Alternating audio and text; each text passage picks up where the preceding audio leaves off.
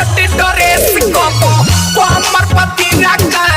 कैसे देखैबू अपन ढोढ़िया गहिरा का काका हो पहले हिलत रहे मिलत ना रहे छोटे ड्रेस कबो कमर पतिरा का कैसे देखैबू अपन ढोढ़िया गहिरा का अरे अब पूरा भरपूर मिली हो कबो अगिला देखा के कबो पिछला देखा के तुम चबले रहलु ताले का बढ़िया वो थोड़ी याद बंद भइला के बाद मुस्का के आँख मारल का पहिर के कुर्ती हो जाली वाली हो केकरा के देखैबू उठावा के लाली हो केकरा से चटैबू उठावा के लाली हो बोला बोला बोला टिकटॉक वाली हो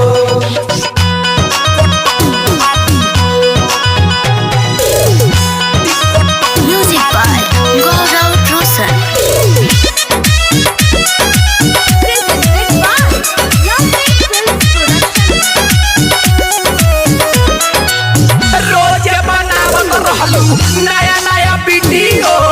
तोहरे ही संगमा में रहता हर वीडियो करे जा सुनो रोज बनावत रहलू नया नया वीडियो तोहरे ही संगे नाचत रहली ताहर वीडियो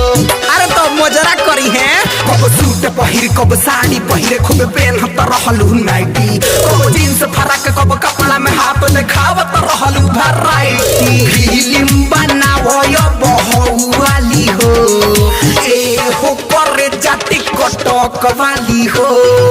केकरा से चटैबू उठावा के लाली हो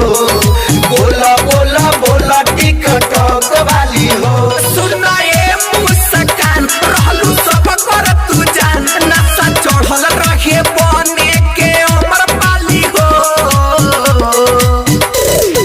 केकरा से देखैबू उठावा के लाली हो